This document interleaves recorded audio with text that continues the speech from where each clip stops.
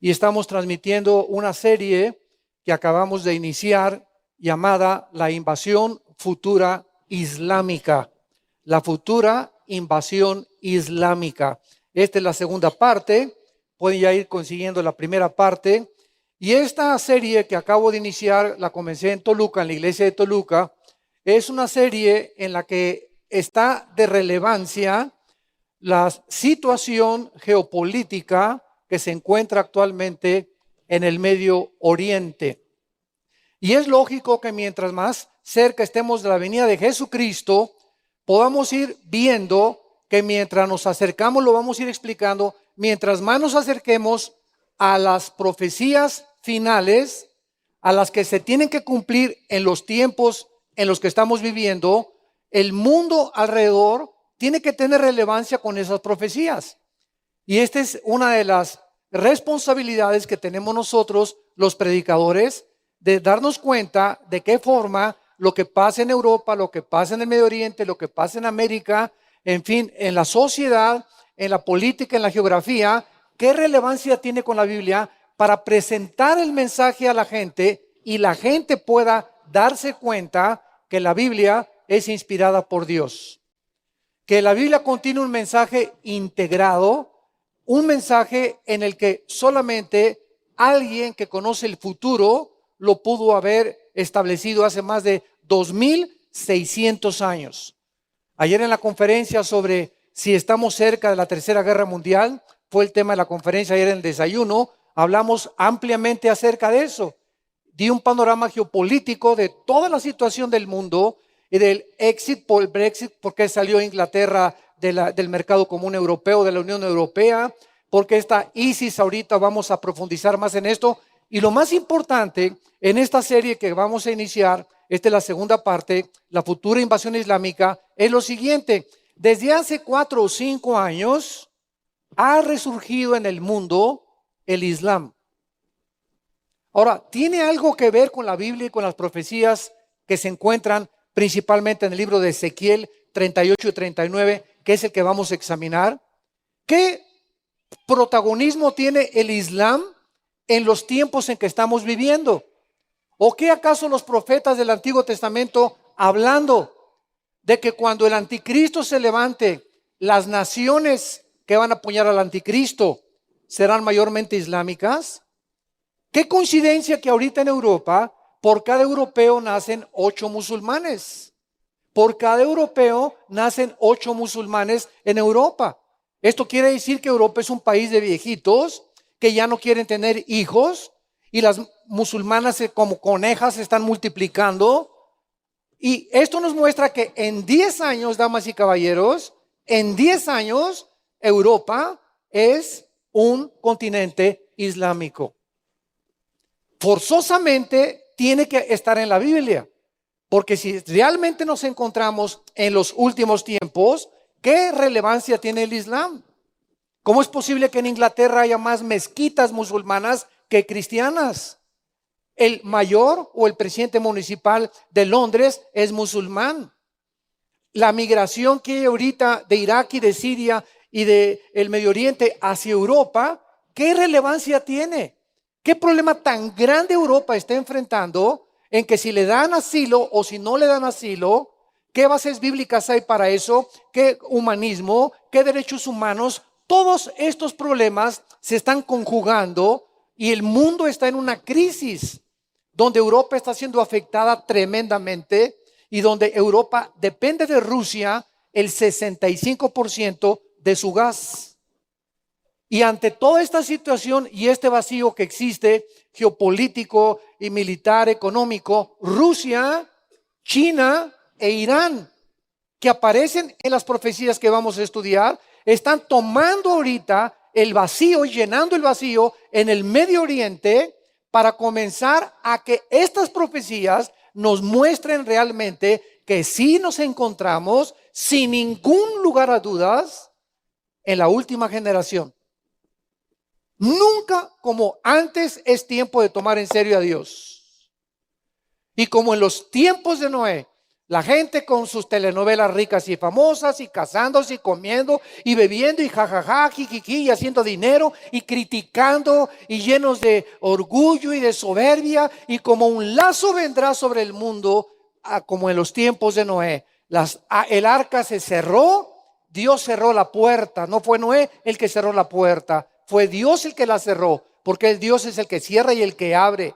Y cuando comenzaron a caer las primeras gotas de la lluvia, cuando comenzó el mundo en el tiempo de no darse cuenta que, Dios mío, el mensaje de este hombre durante los últimos 120 años era una realidad, comenzaron a gritar: ábrenos la puerta, que nos ahogamos. La puerta estaba cerrada y cuando Dios la cierra, nunca puedes entrar, aun cuando tú creas que te puedes arrepentir. Dice el libro de Hebreos que Esaú procuró el arrepentimiento con lágrimas y Dios no se lo concedió, porque no es cuando nosotros querramos. Dice la Biblia que el arrepentimiento es un don de Dios. Es cuando Dios te habla, no te endurezcas, porque tú no sabes si te va a seguir hablando mañana y la semana que entra. Si tú oyes la palabra de Dios, no te endurezcas por el amor de Dios, porque es cuando Dios habla, cuando tienes la oportunidad, y Dios no puede ser burlado. Y mucha gente dice: bueno, cuando vaya en la ambulancia y ya estén ahí, que me digan que ya tengo cáncer, me voy a arrepentir. ¿Sabes una cosa? A Dios no lo puedes burlar. Y si tú piensas, si hay alguien que nos escucha que piensa de esta manera, esa persona se va a dar una sorpresa y la muerte va a llegar a tu vida inesperadamente. Y cuando abras los ojos, estarás en la condenación eterna de tu alma. Abran sus Biblias en Ezequiel capítulo 38. Y vamos a comenzar a estudiar en esta segunda parte de esta serie maravillosa. La he preparado con todo mi corazón, consciente y estudiando todo lo que está pasando, repito, en el Medio Oriente y en Europa principalmente. Y los descubrimientos son increíbles, increíbles. Ezequiel es un libro maravilloso, profético.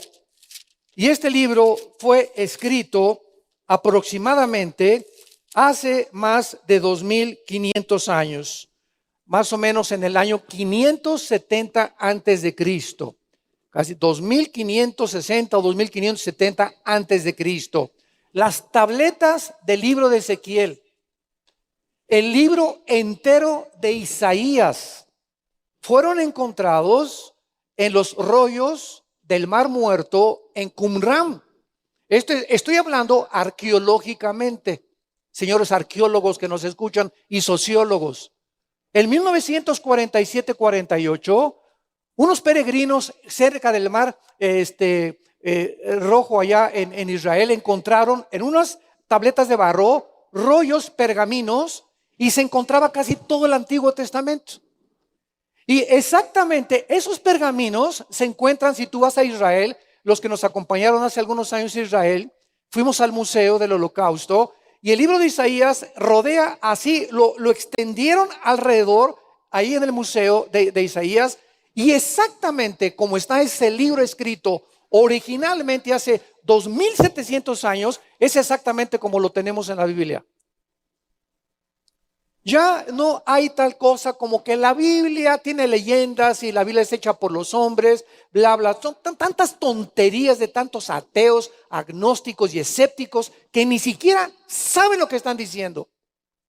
La Biblia hace pedazos cualquier sistema filosófico e ideológico del ser humano, porque todos los sistemas de pensamiento son producidos por mentes como tú y como yo. Llámese Sigmund Freud, Carlos Darwin, Nietzsche, Jean-Paul Sartre, Marx, Sam Harris, Richard Dawkins, Carlos Sagan y el que tú quieras traerme como tu gallito giro. La persona que se te antoje, menciónamela ahorita. Y mencióname el libro que tú quieras mencionarme y los ponemos aquí a la izquierda. El libro del Tripitaka de Buda, los Vedas de los persas, el Corán del Islam y los ídolos que tú tengas o los más grandes hombres que tú puedas admirar, y los comparamos con la Biblia y con Jesucristo y ninguno tiene comparación. Ni siquiera se podían atrever a compararlos. Ayer les decía yo en el desayuno, porque fueron varios políticos del gobierno del Estado de México, nos acompañaron ayer en el desayuno. Yo lancé este desafío y les dije, bueno, tengo 35 años predicando este mensaje. Y en los 35 años que tengo predicando este mensaje, siempre en todos los foros y en todos los auditorios, he lanzado este desafío a la gente, a los físicos, matemáticos, a los políticos, a los artistas, a los escritores. ¿Quién de ustedes me menciona un libro superior a la Biblia? Y así como hay un silencio sepulcral ahorita, así ha existido en los últimos 2000 años. Blaise Pascal, Isaac Newton, los más grandes físicos matemáticos de hace algunos siglos, eran cristianos y lanzaron el mismo desafío a los científicos de su tiempo. Alberto Einstein lo mismo lo dijo: Dios no puede jugar con los dados, porque si jugara ganaría. Eso ya fue crema a los tacos, ¿verdad? Entonces es increíble, ¿verdad? Que seamos tan privilegiados de tener este libro y de una vez a la semana reunirnos para después del trabajo y el smog y el periférico y los problemas, reunirnos a escuchar la voz de Dios hablándonos en la Biblia, mostrándonos Dios, prendiéndonos una lámpara y diciéndonos: este es el camino, andad por él. Pon tus ojos en mi Hijo Jesucristo, no te distraigas en este tiempo. Ahorita hay muchas distracciones, no voltees a la izquierda ni a la derecha. Pon tus ojos en la luz, en el camino que te estoy marcando, y no vas a perder la brújula. Y vamos a poder llegar al final con gozo y contentos, no amargados ni desilusionados, con gozo. Y hace que se venga un terremoto, que se caiga el mundo, que vengan tsunamis, aunque las montañas se traspasaran de un lugar a otro, decía David en los Salmos, no temeremos, porque Él está con nosotros. Él está con nosotros. Él vive.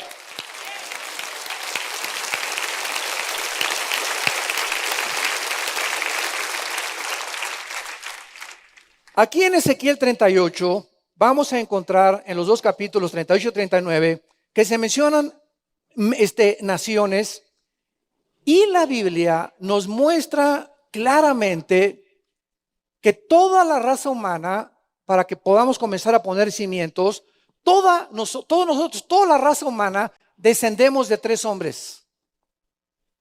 Después de que Dios destruyó con el diluvio universal al mundo, 3 hombres poblaron completamente la raza humana. Los 3 hijos de Noé: Sem, Cam y Jafet. Vamos a brincarnos, pon una marca ahí en Ezequiel y vamos rápidamente a Génesis capítulo 9. Y veamos estas verdades que nos van a ayudar a entender los nombres de las naciones que vamos a describir. En Génesis 9 dice el versículo 18 y 19: y los hijos de Noé que salieron del arca fueron Sem, Cam y Jafet. Y Cam es el padre de Canaán. Estos 3 son los hijos de Noé, y de ellos fue llena toda la tierra.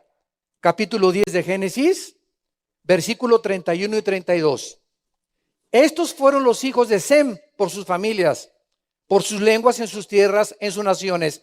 Estas son las familias de los hijos de Noé, por sus descendencias en sus naciones, y de estos se esparcieron las naciones en la tierra después del diluvio. Muy bien. De Jafet descendieron los anglosajones. O sea, toda Europa fue fundada a través de Jafet. A través de Sem, o del grupo semítico, fue fundado el Medio Oriente y el Asia, principalmente el Medio Oriente y el Asia Menor. Nosotros sabemos claramente que muchos de los asiáticos, por ejemplo, tuve los indígenas en Estados Unidos, los Sioux, los Apaches, los Cherokees, y vamos bajando hacia México, hacia los indígenas en Guatemala, en Centroamérica, y las facciones físicas son bastante similares. Ahora, ¿qué fue lo que sucedió? Los continentes como los conocemos ahorita no estaban separados, no estaba separado Europa del continente europeo, ni del África. La tierra era una sola masa. Y en el capítulo 32 de Deuteronomio, Dios manda que se separen los continentes y a través de la separación de los continentes, síganme con cuidado, Dios le da a los ángeles caídos, a los principados satánicos, se lo reparten los continentes. Y el libro de Daniel capítulo 10, que estamos estudiando también y que ahorita en la segunda conferencia casi vamos a terminar, nos muestra que hay principados satánicos en cada continente y en cada nación. Entonces es interesante que nosotros veamos que Dios se adelanta a la arqueología, se adelanta a la geografía, se adelanta a la ciencia, porque la Biblia es más moderna que el periódico de mañana en la mañana. Antes de que en 1860 Gregorio Mendel descubriera las leyes de la herencia, 3500 años antes el libro del Génesis 1, versículos 11, 12 y 13 establecía que cada semilla tenía que producir de acuerdo a su género, a su especie de los animales y de acuerdo a lo que ellos producían. Que el código genético que se encuentra en la uva, en la naranja, en la calabaza, en la papaya, tenía que producir las mismas características con el ADN que tenía ese. El esperma de un chango produce changos, el de un elefante produce elefantes. Antes de que se descubriera el ADN en 1954 por el doctor Crick y el doctor Watson, la Biblia mencionaba el ADN en Génesis. Antes de que se descubriera que el ser humano tiene 19 elementos químicos, flor, azufre, cloro, hierro, etcétera, etcétera, los 19 elementos químicos que forman el cuerpo humano y los 4 gases que forman el cuerpo humano. Dios mencionaba en Génesis capítulo 2 que el hombre fue hecho del polvo de la tierra. Los 19 elementos químicos de la tierra y los 4 gases de la tierra son los que componen nuestro cuerpo, antes que tu padrino Carlos Darwin. Ayer platicaba con un maestro de la universidad que se convirtió en el desayuno de una universidad, me reservo el nombre porque creo que está entre nosotros esta mañana. Y me decía, doctor Alducin, es que es increíble que esta información, yo tengo 22 años enseñando en la universidad, ciencias políticas y filosofía, y jamás se nos ha presentado la oportunidad a los estudiantes de presentarles el otro lado de la moneda. Solamente les tenemos que decir, pues, ¿de dónde venimos? Pues, ontoy, pues del chango. Y se asume como algo científico que Darwin tenía razón y que venimos de los animales y de un sistema evolutivo y de una selección natural de las especies. Es antibiológico y antigenético y antifísico. La primera y la segunda ley de las termodinámicas niegan, contradicen la evolución. Los aminoácidos que forman el cuerpo contradicen que puede haber una evolución de una especie a otra especie, por el amor de Dios, pero se sigue enseñando, damas y caballeros santos de Dios. ¿Por qué? Porque no quieren aceptar la luz. ¿Y quién es la otra cara de la moneda? La Biblia. Y cuando acepten la Biblia, tienen que reconocer en su soberbia intelectual que durante más de 100 años, como decía Joseph Goebbels, el ministro de propaganda de los nazis, cuando una mentira se repite 100 años, se acaba aceptando como una verdad. Y tanto se ha enfatizado, venimos de Chita, que vas a un museo de antropología, vas al Museo Nacional de Historia, vas a cualquier museo en el mundo y ya te pone que venimos que hay una evolución de las especies. Los dinosaurios se convirtieron en leones, los leones se convirtieron en tigres, los peces se convirtieron en armadillos, los pájaros bueno, es increíble las barbaridades, increíble. Y nos llamamos racionales. Y esta es la razón por la cual la verdad estaba escondida. Y a nosotros Dios nos entrega este libro.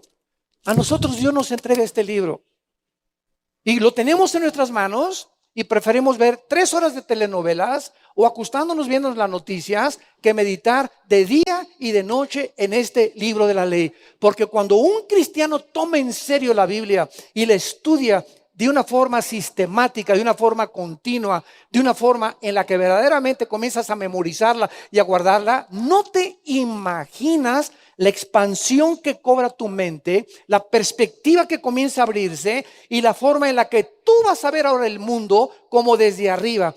El mundo ve la gente natural ve el mundo como en un bosque. Haz de cuenta que es el bosque y los árboles. No pueden ver arriba de los árboles. La Biblia nos eleva arriba de los árboles y nos ve a la distancia lo que viene, lo que hay y lo que le espera a la humanidad para prepararnos. Para que no nos tome ese día como ladrón. Para que la muerte, si Cristo no viene en una semana, en un año, a ti o a mí, la muerte no nos sorprenda como un ladrón.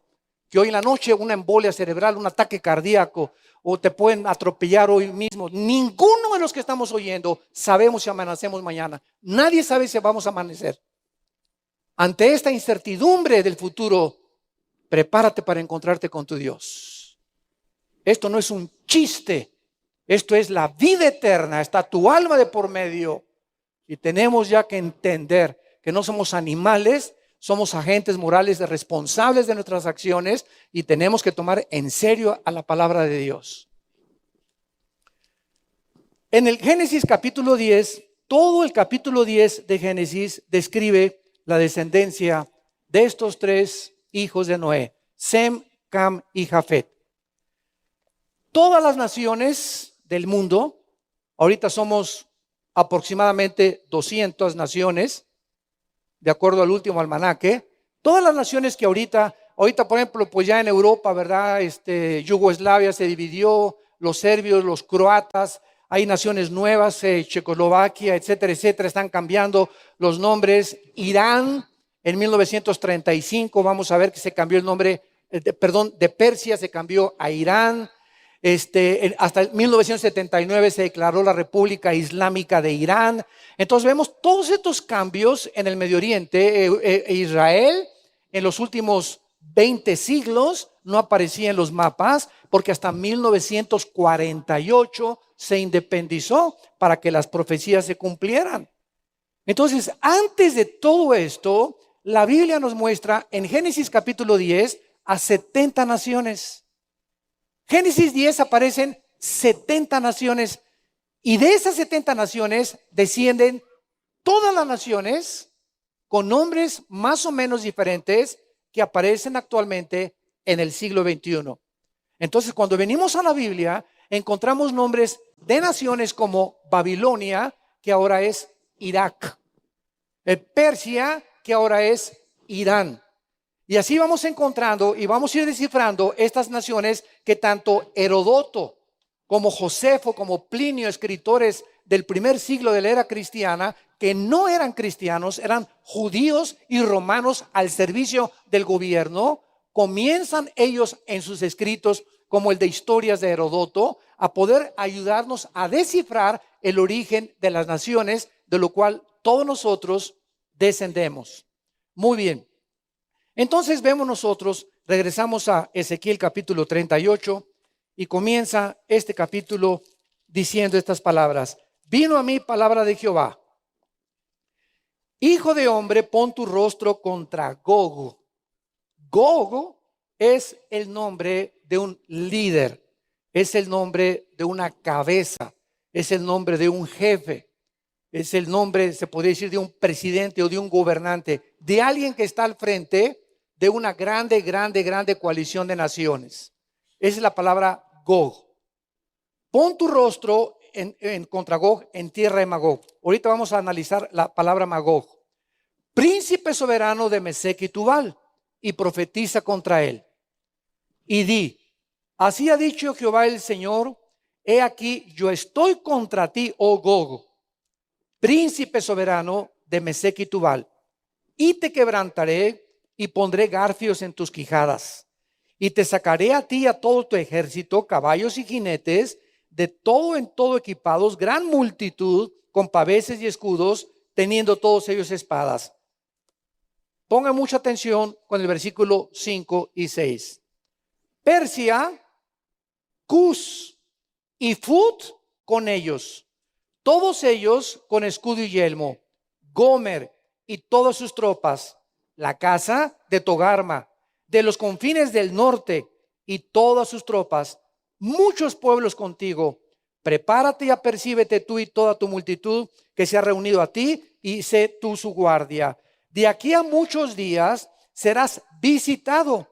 Al cabo de años, esta frase, al cabo de años, es la palabra hebrea Asharit Shahej, que se usa en casi todos los profetas del Antiguo Testamento para definir los últimos tiempos. Aquí se tradujo al cabo de los años, o sea, al final de como nosotros contamos los años. Al cabo de los años, vendrás a la tierra salvada de la espada, recogida de muchos pueblos, a los montes de Israel. Aquí ya el Espíritu Santo nos dice, ¿quién es ese pueblo? ¿Quién es esa tierra que había sido exiliada en la famosa, verdad, cuando lo sacaron en el año 70 después de Cristo y migraron todos los judíos por todo el mundo? Hasta el siglo XXI hay judíos mexicanos, centroamericanos, etíopes, negritos, italianos. El judaísmo se repartió por toditito el mundo. Dice que el monte de Israel, que siempre fue una desolación, fue sacada de las naciones y todos ellos moran confiadamente. Vean ustedes qué increíble es esto. Esto se profetizó hace 2700 años. Cuando Ezequiel estaba escribiendo este libro, Israel se encontraba cautiva en Babilonia. Dios toma a Ezequiel y estaban todos ahí en Babilonia y estaban llore y llore los líderes judíos y los rabinos. Ay, ¿por qué nos pasó esto? Entonces, en el capítulo 8, 9 y 10 de Ezequiel, el Espíritu Santo toma a Ezequiel y dice que lo arrebató en el aire y lo trasladó al pasado Ezequiel. Y entonces dice el capítulo 9 de Ezequiel que cuando Ezequiel fue llevado en el Espíritu al pasado para que Dios le enseñara por qué estaban cautivos y por qué estaban llorando y chillando en lugar de estar arrepentidos, Ezequiel lo lleva el Espíritu Santo a asomarse al templo. Y en el capítulo 9 de Ezequiel, Ezequiel ve en el pasado que los líderes y la gente de Israel estaban llenos de animales inmundos o de figuras inmundas en sus mentes. Dios le permite penetrar las mentes de los líderes y de la gente, y es exactamente lo que actualmente en el siglo XXI está sucediendo. Dios ve la mayoría de las mentes de los seres humanos que están llenas de pornografía. Si hay algo que ensucia la mente, escúchenme muy bien, es la pornografía. Si hay algo que te mina el carácter, que te infecta la mente, si tú tienes pornografía en tu mente y tú retratas una imagen de un desnudo, se queda como una fotografía impresa aquí. Mientras más tiempo veas, más tiempo tardas en que más profundidad adquiere. Entonces tú vienes a la Biblia y el Espíritu Santo quiere enseñarte algo y te quiere revelar algo, o te quiere dar la solución de cómo salir de tus deudas, o cómo tratar a tu esposa, o cómo solucionar un problema con tus hijos, y de repente hay algo que bloquea al Espíritu Santo. Y luego dices tú, ay, pero ¿por qué el Señor me está pasando estas cosas? Y soy cristiano, etcétera, etcétera. Porque en tu mente Dios no se puede comunicar. Dios necesita la limpieza y la pureza, y sin santidad no se puede ver a Dios. Si no entendemos esto, estamos jugando al cristianismo. Tienes que tomar en serio a Dios. Romanos 12:2. No se conformen a este mundo. En el original dice, no permitas que las imágenes del mundo moldeen tus pensamientos ni tu forma de actuar, sino transfórmate por medio de la renovación del entendimiento para que, y fíjate lo que dice al final Romanos 12:2, para que compruebes, o sea, mientras no limpiemos nuestra mente, mientras no cambiemos nuestra manera de pensar, no vamos a comprobar qué cosa. Y dice ahí en Romanos 12:2, la buena voluntad agradable y perfecta de Dios. Hermano, ¿y con quién me casaré? ¿Y puedo comprar ese carro? ¿Usted cree que sea buena idea comprar esa casa que me están ofreciendo ahorita? Y no sé qué carrera estudiar. Y tengo 21 años y estoy, etcétera, etcétera. Bueno, ¿quieres comprobar la voluntad de Dios? Nosotros los pastores no somos dioses. Yo no te puedo decir cuál es la voluntad de Dios. Es imposible. El camino de Dios para todos nosotros es diferente.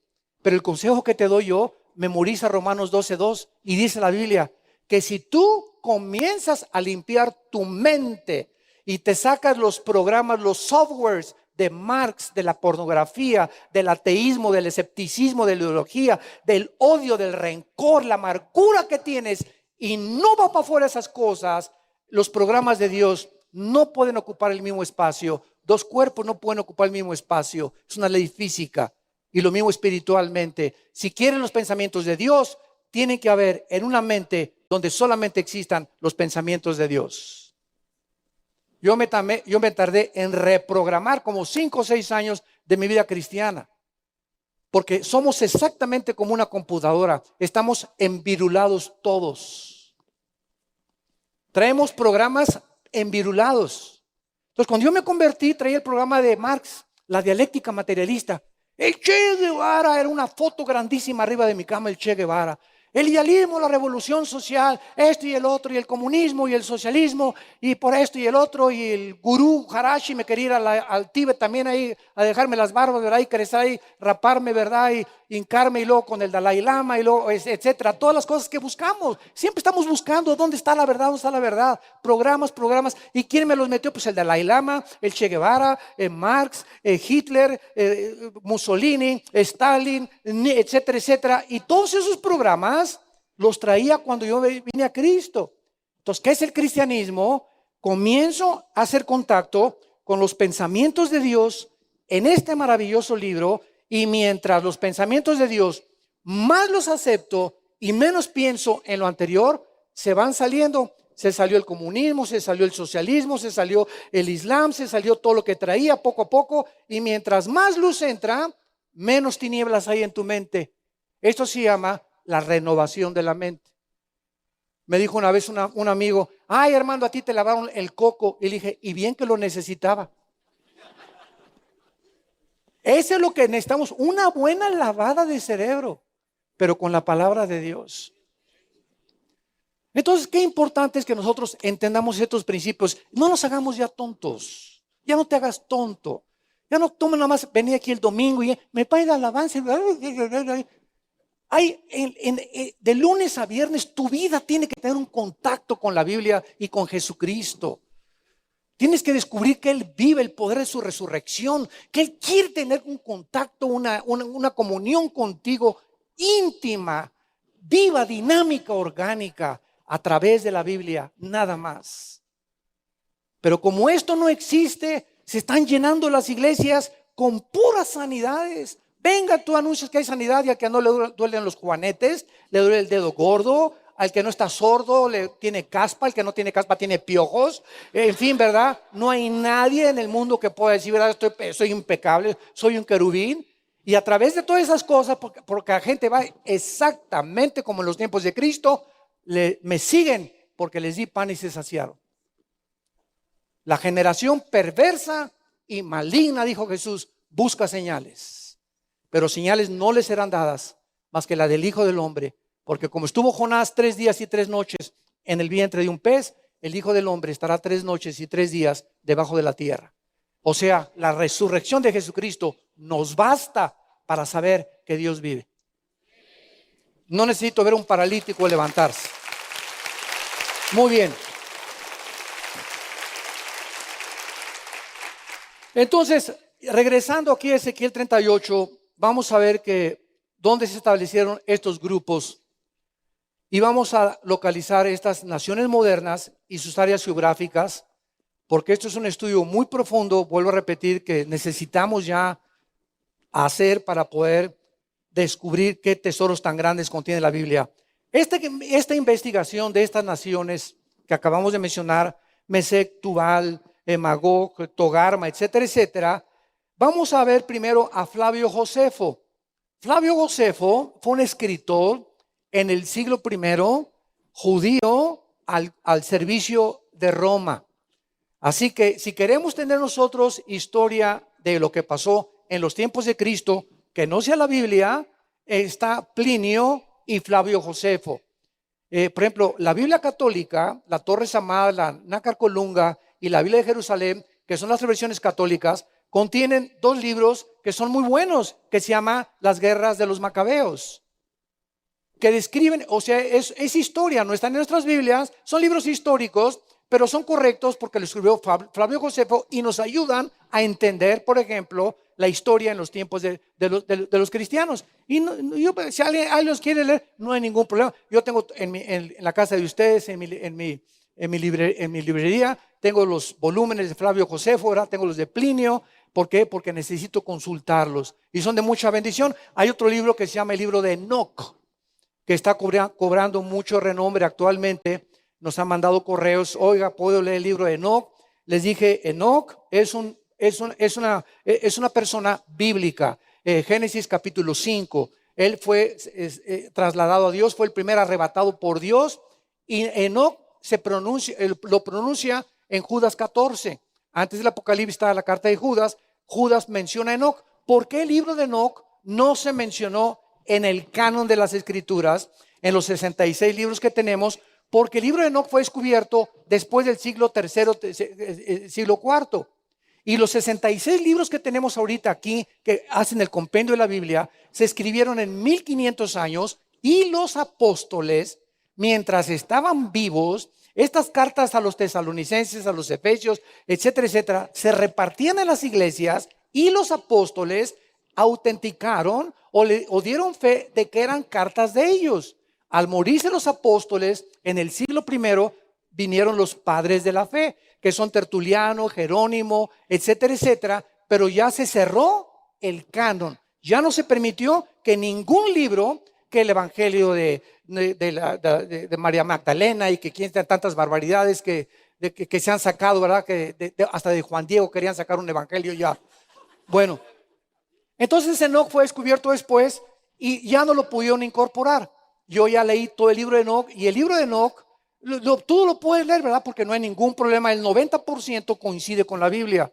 Y el libro de Enoc describe exactamente de qué forma los ángeles caídos en el monte Hermón, donde Abraham iba a sacrificar a Isaac y donde ellos bajaron, que está al norte de Galilea, ahí bajaron los ángeles caídos, y ahí fue donde se posicionaron cuando Adán y Eva fueron sacados del huerto del Edén. O sea, el libro de Enoc describe la guerra espiritual, por qué se mezclaron con las mujeres, algunos nombres de algunos principados satánicos, etcétera, etcétera. Y es interesante toda esta información porque coincide con Génesis capítulo 6, pero con más detalles todavía. Bueno, en fin, es una forma de poder explicarles a ustedes los libros que se pueden consultar y que no se pueden consultar, los inspirados y los no inspirados. Josefo escribió un libro famosísimo llamado Antigüedades, donde escribe en qué área geográfica se establecieron los grupos que desembarcaron del arca de Noé. Ya vimos que Jafet, los anglosajones en Europa, Sem, los semitas, los judíos y los asiáticos, y Cam, el continente africano. Otra fuente de información es el libro Antigüedades, ¿verdad?, de Josefo, y también vemos los libros de Herodoto. El filósofo Herodoto escribió en su libro Historias, casi en la misma época que vivió Ezequiel, 450, 500 años antes de Jesucristo. Muy bien, vamos a comenzar con Magog. Ezequiel 38, 1 y 2. Vino a mí palabra de Jehová, diciendo: Hijo de hombre, pon tu rostro contra Gog en tierra de Magog. Josefo, el escritor al servicio de Roma, identifica a los magogitas como descendientes de los escitas, si quieres tomar nota, los cuales después fueron los famosos godos, con G de gárgara, godos.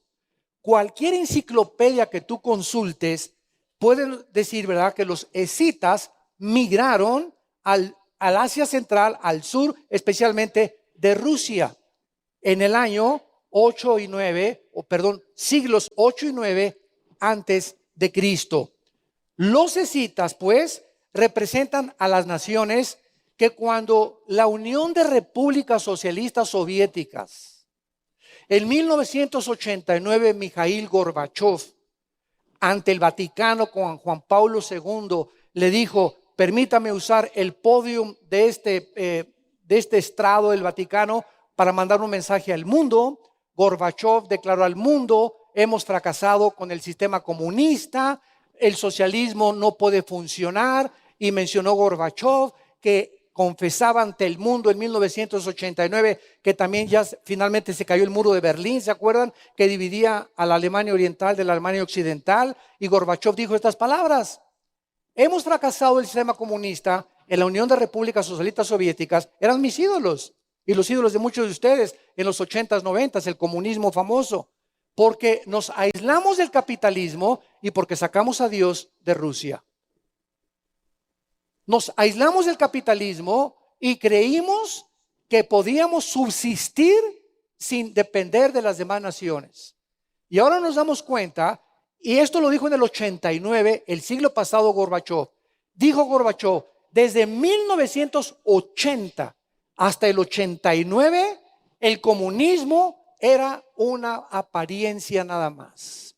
Estábamos en la ruina, muriéndonos de hambre, porque vino el monopolio, ¿verdad?, del Kremlin, y eso sí, los que están en la cúpula, eso sí tenían coches y tenían todo, y el pueblo muriéndose de hambre. ¿Cuál repartición de las riquezas? ¿Y cuál equidad y cuál justicia? Así lo dijo Gorbachev, y entonces habló de la famosa perestroika. Vamos a establecer una nueva política, la perestroika. Y ahí nos damos cuenta, ¿verdad?, que entonces la Unión de Repúblicas Socialistas Soviéticas se dividieron en 15 repúblicas. Y algunas repúblicas, ¿verdad?, podemos mencionarlas: Kazajistán, Afganistán, Ucrania, donde ahorita Putin acaba de entrar, y en Crimea apoderarse de la base naval de Crimea para poder defender a Siria. Todas estas repúblicas que están junto al mar Caspio son todas las repúblicas, es el área geográfica de los magogitas.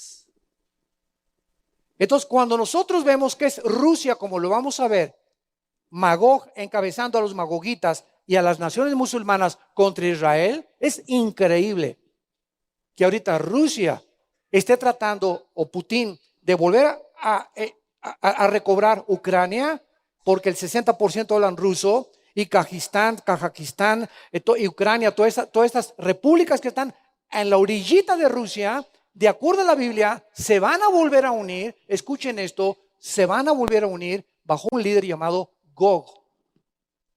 Muchos juran, escatólogos, amigos míos, que es Putin. Yo no lo sé, pero de acuerdo a la cercanía en que nos encontramos, puede también Putin ser Gog, porque trae toda la mente de Gog.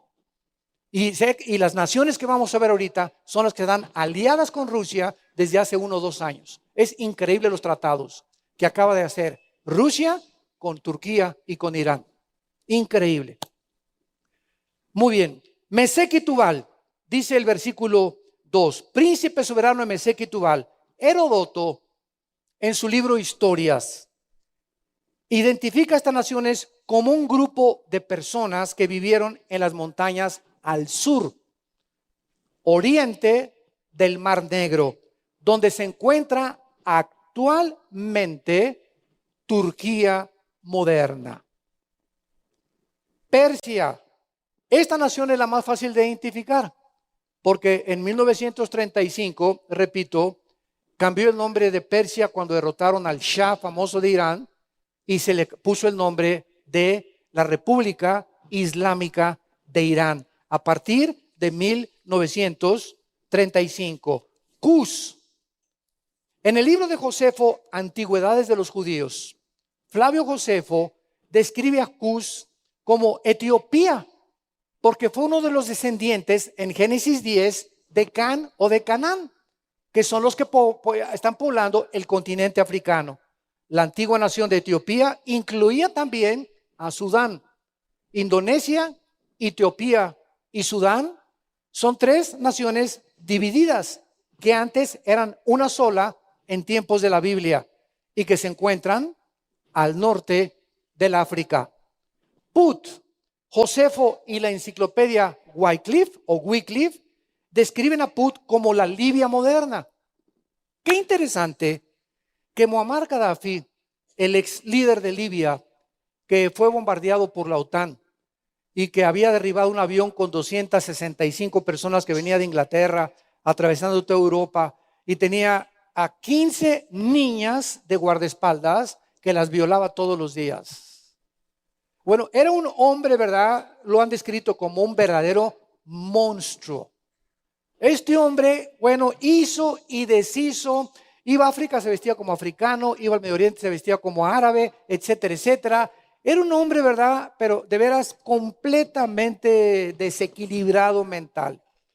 Y este hombre que tenía palacios y millones y que quería también conquistar el Medio Oriente, etcétera, etcétera, llegaron, ¿verdad? Los mismos de su propio pueblo, los mismos libios, y cuando la OTAN comenzó a bombardear el Trípoli y las principales ciudades de Libia, Muammar Gaddafi se fue con 2 de sus hombres, todos lo abandonaron, y se metió a un tubo de PVC, creo que era de PVC, pero así un tubo grandísimo que tenían junto a la carretera, ahí se metió escondido.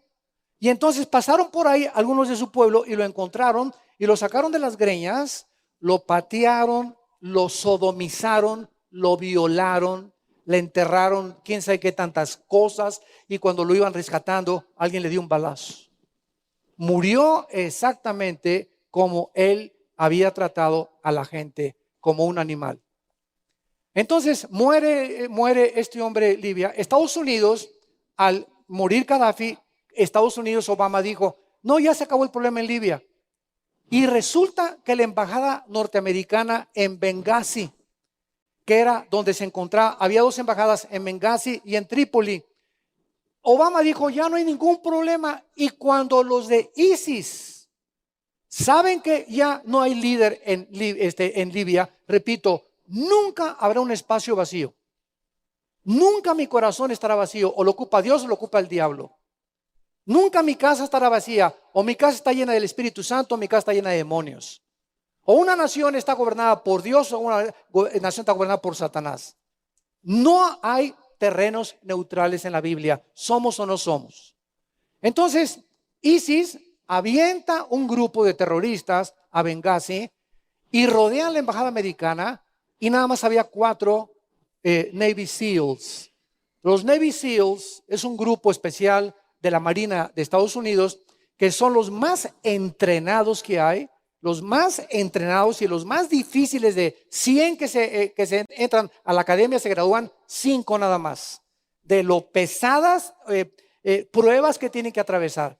Pues eran 4 Navy SEALs. Llegan los de ISIS, rodean la embajada y con cohetes comienzan a bombardearla. Creo que ustedes vieron la película, está muy buena. Creo que se llama 93 o algo así. Bueno, no me acuerdo cómo se llama, ¿verdad? Pero los 2 sobrevivientes son los que narraron la película y fue exactamente como sucedió. Entonces queman al embajador se muere asfixiado el embajador y se arma un problema en la Casa Blanca porque acusan a Hillary Clinton y a Obama de por qué descuidó la embajada de Benghazi. Y sabiendo de que ISIS podía entrar a controlarlo. Entonces ahorita Libia se encuentra no sin un jefe. ISIS ya está comenzando a controlar las naciones del norte de África. Entonces vemos cómo comienza a cuadrar todo, porque aquí en este libro que se llama la Biblia, las naciones que antes pertenecían a la Unión de Repúblicas Socialistas y las naciones que menciona como Cus, que son Etiopía, Sudán y que son el norte de África, son exactamente las naciones que ahorita las estamos viendo alineadas, los protagonistas de la próxima guerra en el Medio Oriente. Y Gomer y Togarma, Josefo lo identifica como Galacia, a los galos, los famosos galos, llamados también gomeritas. Galacia fue el área donde el apóstol Pablo predicó y fundó la iglesia y la carta a los Gálatas. Es actualmente Turquía. Turquía se menciona 2 veces en estas naciones como las naciones que se unirán en los últimos tiempos para invadir Israel. Veamos ahora, apunta a las naciones identificadas: Libia, Sudán, Etiopía, Irán, las del Asia Central, que son Kazajistán, Turquistán, que están junto al Mar Caspio, y Turquía. Estas naciones, de acuerdo a hace 2600 años, son los protagonistas en el siglo XXI, ante nuestros ojos, que ya se formaron. Y escuchen esto: si en el versículo que leímos de Ezequiel, vendrás contra una tierra que fue salvada de la espada, para que esta profecía se cumpliera, Israel tenía que regresar a su tierra. Si en 1948 Israel no regresa a su tierra, no se podía cumplir esta profecía. Si el anticristo va a hacer un trato con Israel, se tenía Israel que regresar a su tierra. Si se va a reconstruir el templo, como está profetizado en 2 Tesalonicenses y en Apocalipsis capítulo 11, forzosamente tenía que Israel regresar a su tierra. En 1948, el 14 de mayo, cuando ante los ojos expectantes del mundo, Israel se independiza como una libre nación soberana, independiente, etcétera, etcétera, ante el mundo, en un día la Liga de Naciones, que ahora son las Naciones Unidas. En aquel tiempo la Liga de Naciones, en los 40, 50, la declara independiente y soberana de votos, de 23 votos contra 9 que hubo para que regresaran a su tierra, a las 5:30 de la mañana, en que David Ben-Gurión, el primer ministro de Israel, agarró el radio: declaramos el Estado de Israel libre, soberano e independiente ante las naciones. Y venía toda la algarabía: gloria a Dios, Baruch Hashem Adonai Elohim, alabado sea el nombre del Señor. Media hora después, los árabes los atacan. Comenzando la inauguración, 30 minutos después, 4 naciones árabes se vienen contra ellos para querer sacarlos, desobedeciendo el ultimátum que dio las Naciones Unidas o la Liga de las Naciones. Y desde entonces, del 48 a nuestros días, damas y caballeros, vino la guerra del 56, la guerra famosa del 67, los 6 días, ¿se acuerdan? De junio del 67, que se juntaron 6-7 naciones árabes, y dijo el presidente en aquel tiempo de Egipto, Gamal Nasser: acabemos con Israel, extirpémoslos y echémoslos al Mediterráneo. Y entonces se juntaron 7 naciones, y escuchen esto: dentro de las leyes de las probabilidades que Israel tenía de salir vivo en esa época, eran las siguientes. Ahorita somos como 1,500, 1,600 personas o 2,000 personas aquí en este auditorio. ¿Qué probabilidades tendríamos? Ustedes que son matemáticos, en la ley de las probabilidades matemáticas, si tuviéramos 10 rifles y nos rodeara un ejército de 5,000 soldados con M1s, ¿saben ustedes las probabilidades que existirían para salir vivos? 10 a la 12ª potencia. 10 multiplicado por 1, por 2, hasta el 2, que es casi infinito. Esas probabilidades tenía Israel. Entonces, el 2 de junio de 1967, hasta ahorita los pilotos de Israel son los mejores pilotos del mundo. Más que los rusos en sus MiGs, más que los F-16 y los nuevos F-21 de los norteamericanos, más que los aviones y los pilotos de los ingleses. Nadie desde hace más de 60 años ha superado a la aviación israelí. Se subieron en 4 aviones, 4 pilotos israelíes, porque interceptaron a un sargento iraquí que los iban a atacar. Y el 2 de junio, como a las 4:30 de la mañana, en sus 4 aviones bombardearon todo el aeropuerto del Sinaí de Egipto, se fueron contra Jordania y se fueron contra Siria, y acabaron en 2 horas con toda la aviación de las naciones árabes que los querían atacar. Una vez que ellos controlaron el aire, entonces lanzaron la artillería y la infantería, y el 6 de junio, 6 días después, los judíos estaban casi tomando la península del Sinaí y Egipto. Se encontraban en las colinas del Golán, que es la frontera del mar de Galilea con Siria, y toda la franja de Gaza. ¿Y saben ustedes por qué ganaron en 6 días? Porque el 7º tenían que descansar. Así dijo Jehová Dios tuyo. Ahí está.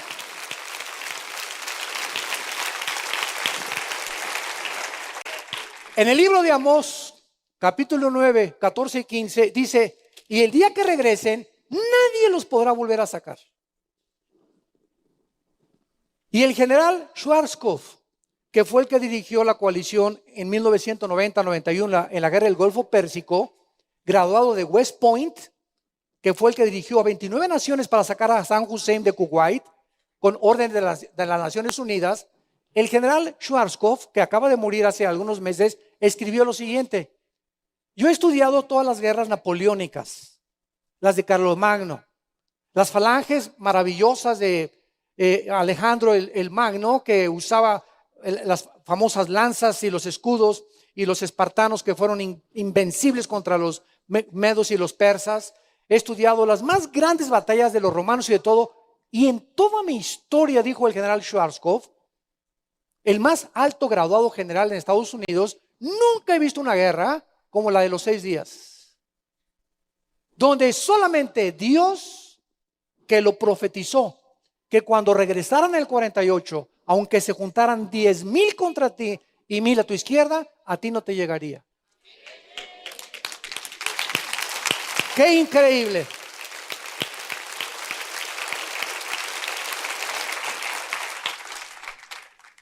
Y vemos nosotros que después del 67 vino 1973, la guerra de Yom Kippur. Otra vez volvieron a atacarlos y volvió a ganar Israel. Nunca desde el 48 Israel, nunca ha iniciado el ataque contra nadie. Siempre se ha defendido. Pero los medios de comunicación masivos que manejan a las mentes de los seres humanos han hecho ver, ¿verdad? Como hace poco cuando bombardearon desde la Franja de Gaza los palestinos a Israel, el grupo de Hamas, dirigido por Mahmoud Abbas, comenzaron a meter los proyectiles en las escuelas y en los hospitales. Y desde ahí los lanzaban contra Israel. Y cuando Israel les contestaba el fuego, traían a los periodistas: miren, están matando civiles. Y el mundo se tragó el anzuelo, creyendo que eran los invasores. Hasta que pasaron 2 meses cuando el primer ministro Benjamín Netanyahu dictaminó, ¿verdad? Y sacó pruebas desde los satélites de que los misiles se encontraban en los hospitales y en las escuelas. Y nunca la ONU condenó al grupo de Hamas. Por cierto, la palabra Hamas con H en el hebreo significa los violentos. Y es la que encontramos precisamente en la Biblia. Después se levantó Yasser Arafat, otro padrino tuyo. Yasser Arafat forma la Organización para la Liberación de la Palestina con el único propósito: exterminar a Israel. Y durante años él comienza a lanzar ataques terroristas, y en 1972, en las Olimpiadas de Múnich, en Alemania, un grupo de Yasser Arafat se mete al campus donde están todos los atletas y se van donde están los judíos. Secuestran a todos los atletas judíos, comienzan a pedir millones de dólares de intercambio, total que no se pudo hacer la negociación. Y cuando los atletas judíos los iban a sacar los secuestradores en helicópteros, alguien lanza una granada y los matan a todos. Y desde 1972 hasta más o menos en los 90, el Mossad, el servicio secreto de Israel, declaró y juró encontrar a todos, y los ha perseguido a todos, tanto a los nazis como a los generales, porque ellos no le perdonan la vida a nadie que haya intentado destruirlos. Y esta es la historia que tenemos nosotros actualmente de estas naciones. La próxima clase vamos a ver cuándo será esta invasión, que va a ser un objeto de un análisis también bastante profundo. En qué tiempo nos encontramos en que Rusia ya lance, o Corea del Norte, misiles a Estados Unidos. Y de acuerdo al 4º sello de Apocalipsis capítulo 6, 1/4 parte de la humanidad morirá. Y no van a ser los europeos, ni tampoco los asiáticos. Las bombas se vienen sobre el continente americano, donde tú y yo vivimos.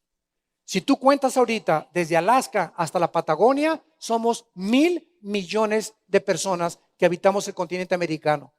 Actualmente somos 7.5 billones de habitantes que poblamos 200 naciones del mundo. ¿Cuánto sería la 1/4 parte? Más del doble del continente americano va a desaparecer. ¿Estás tú listo? Prepárate para encontrarte con tu Dios. Arrepiéntete de tu vida. Toma en serio la vida. La vida no es un juguete, ni Pinocho, ni Viruti Capulina. La vida es algo serio, algo por lo cual tenemos que entender que si tú estás vivo y yo estoy vivo en esta mañana, es por la misericordia de Dios, porque Dios no ha acabado con tu vida y Él quiere guiarte a una cruz. Oremos.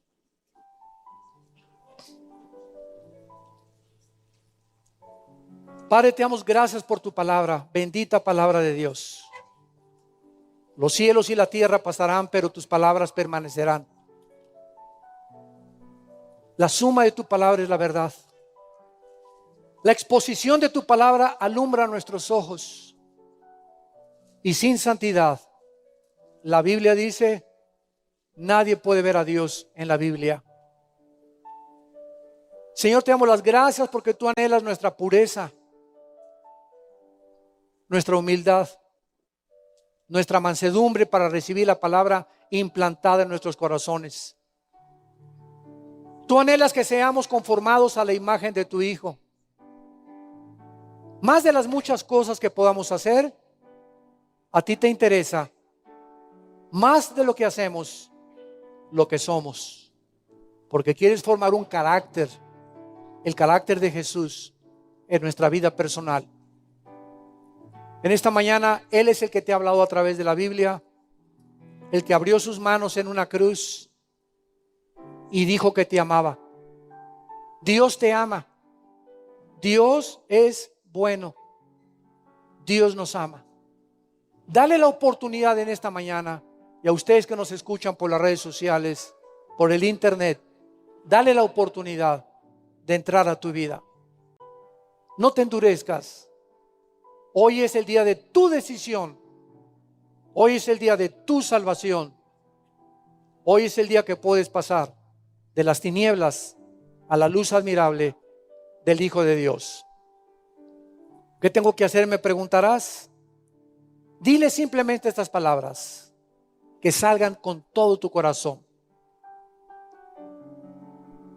Eterno Padre que estás en el cielo, Creador de los cielos y de la tierra, te doy gracias porque enviaste a tu Hijo hace 2000 años a morir en una cruz para que Él pudiera pagar lo que yo nunca hubiera podido pagar con mis buenas obras ni con mis sacrificios.